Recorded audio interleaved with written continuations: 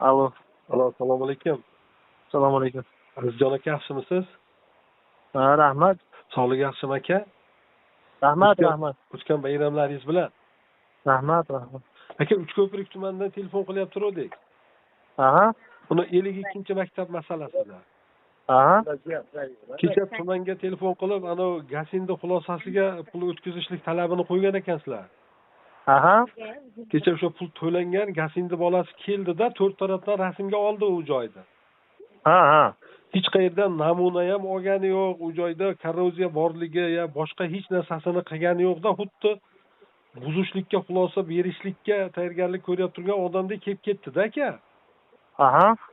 Aka, bu joyda shaharsozlik normalari butkul buzilyapti turganligi, bu yerda umuman yaroqsiz maktab vujudga kelyapti turganligini talabini biz qo'yyapmiz. Aslida sizlar qo'yishlaring kerak o'zi, aslida shu prokuraturaga ham boshqaga ham-da.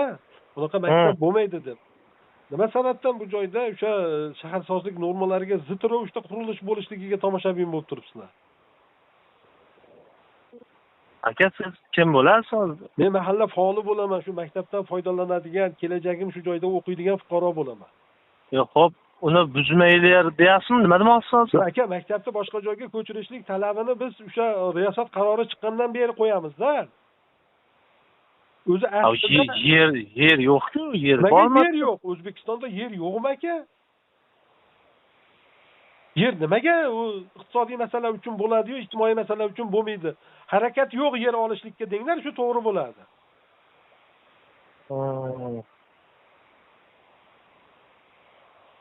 Dolimib ko'tarmayapti telefonimda aziz aka. Lekin oqibati yomon bo'ladi bu narsani. Sababi davlatning o'shancha pulini samarasiz sarflanishligiga hammalaring harakat qilib hissa qo'shyapsizlar. Viloyat prokuraturasidan sizga buni pulini o'tkazdi, bosim o'tkazdirgan mutaxassisning nomerini bering menga. Hech kim bizga anaqa qilgan yo'q, bosim o'tkazgan yo'q. Bizga Gasin xulosasini olib bergan deyilgan bizga. Yo'q, Gasin xulosasi kerak emas. U joyda shaharsozlik normalari buzilyapti desalaring bo'lmaydimi aziz aka? Uni taklifini aytgan ekansiz, hokim bilan gaplashgan ekansizlar. Sizmi kim bo'lsa ham gaplashilgan ekan, u yer hali hal bo'lmabdi. Yer hal bo'lmasa qurilish to'xtatamiz-da aka. Ha, yer hal bo'lmasa qurilish to'xtaydi aka. Bir yildan keyin qilamiz u qurilishni. Yerni hal qilamiz. Bizga unaqangi qo'llarimizni na u haligi sport maydoni yo'q, na ko'kalamzor joyi yo'q. Joylarda bu ta'lim olishligini biz uzil-kesil xohlamaymiz. Biz yangi O'zbekistonda yashayapmiz.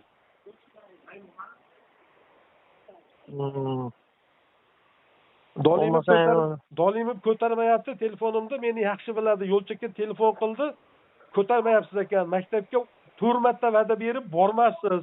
Mana shunaqa holat bo'lyapti, boshliq deb qo'ying. Yo boshliq o'zi yo'qlarda albatta. Telefonda hozir qizil bosyapti, bilmayman qayda yuribdi. Toshkentga ketishgandi-da. O'shanga bo'lsa kerak. Mabodo telefonlashib qolsangiz aytib qo'ying, yo'lchakka o'ziga telefon qilyapti, ko'tarmayapsiz ekan. Lekin vaziyat shunaqa, lekin xalq o'zi aka haligi startda turibdi, men faol bo'lganligim uchun qo'yinglar, hal bo'ladi bu narsa, hal bo'ladi. Hokim va'da beryapti deb turibmiz. Lekin u yaxshilikka olib bormaydi oxiri aka. Uni shu tuman hokimi ham misol o'sha yerni ko'rgan bo'lsa, o'sha yerga nimaga unaqa taklif bermayapti bo'lsa? Yo'q, hozir aka boshida bular o'sha yo'lchi ko'tarib chiqqan masala deb tuman prokurori bilan hokimi o'sha xulosalarda kelib xulosa olyapti turganda ham biz hammasiga nima qilganmiz, chiqqanmiz. Bega xulosa berma. Bega xulosa berma, yakuni yaxshi bo'lmaydi deganmiz. U hokimlar narvoshni qildirib yubordida, mana endi bugun kelib do'ppistorga o'tiribdi hammasini. Men aytganman, Hakimjonga ham aytganman, uni viloyat hokimida qurilish bo'yicha o'rinbosarga, yerni menga gapirmagan, yerni gapirishliging prezidentga tuhmat qilganing bo'ladi. Prezidentga tashama, prezident hech qanday joyda maktabga yer berma degan joyi yo'q. Sen ishla yerni ustida, taklifini ber. Shu ekin maydoni bo'ladigan bo'lsa, o'sha qishloq xo'jalik bo'yicha toifasini o'zgartirish.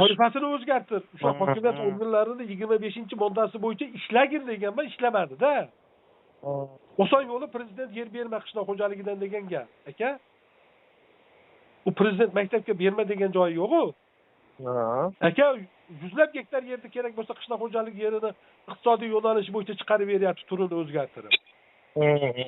Nimaga endi ijtimoiy aka bizni maktabimizdan ortsa keyin tijorat qiladi aka, keyin ekin ekadi o'zi asli qonun bo'yicha. To'g'ri. Uyingizda ham ehtiyojingizdan ortganini keyin agarab qilib ekasizmi axir? Bu o'xshagan narsa-da. To'g'ri. Yaxshimi aka, men rahbar, men misol bitta xodimman-da aka, men rahbarlarga gaplashib ko'raychi aka. Kunda men u masalani mana oldin ham eshitdim. Rosa endi bizga nima deydi, o'sha yer bo'lar ekan, unaqa bunaqa deyishib, endi oxiri o'zimizga masala qadalib qolib, xulosa olishmagansan, unaqa bunaqa bo'luvdi. Endi majbur endi xulosa olar ekan, o'rniga tushadigan bo'libsa deb.